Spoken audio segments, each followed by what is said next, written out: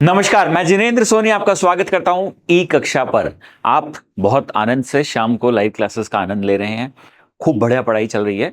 हमारे पास लगातार कुछ क्वेरी आ रही थी कि सर अब स्कूल खुल चुके हैं, जुलाई का बीच भी आ चुका है और अब स्कूलों में परीक्षाएं आने वाली है। अगस्त के अंदर पहले यूनिट टेस्ट होने शुरू हो जाएंगे, तो आप उसके लिए क्या करेंगे। और बहुत सारे हमारे ऐसे साथी हैं जो समय पर जाग नहीं पाए थे। समय पर नहीं जाग पाए का मतलब थे छुट्टियों में नहीं जाग पाए थे और हम कोर्स को आगे ले जाते हुए चलते गए। जैसे साइंस में हम 10वीं क्लास में 8वें चैप्टर तक पहुंच रहे हैं, गणित में 6ठे चैप्टर तक पहुंच रहे हैं, तो क्या किया जाए। तो साहब हमारी टीम की तरफ से एक सजेशन आया है। हमने थोड़ा सा देखा कि क्या बेस्ट किया जा सकता है।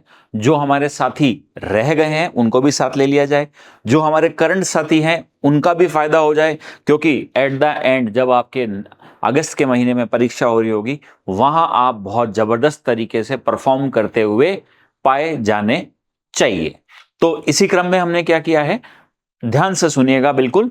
अगले हफ्ते से जिस भी क्लास की लाइव क्लास चल रही है, जिस भी सब्जेक्ट की लाइव क्लास चल रही है, उनका चैप्टर जैसे ही खत्म होगा हम उसको रोकेंगे और शुरुआत से वापस पहले चैप्टर से वापस पढ़ाई कर शुरू कराएंगे।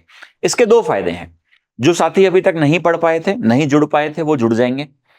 दूसरा, जो साथी पहले से जुड़े हुए हैं उनका रिवीजन होना शुरू हो जाएगा। नहीं तो अगस्त के महीने में जब परीक्षा हो रही होगी तो हम पढ़ रहे होंगे 9वां चैप्टर और हमारे स्कूल में हमारी परीक्षा में आ रहा होगा पहला दूसरा चैप्टर, तो आपस में क्या नहीं हो पा रहे होंगे, सिंक नहीं हो पा रहे होंगे।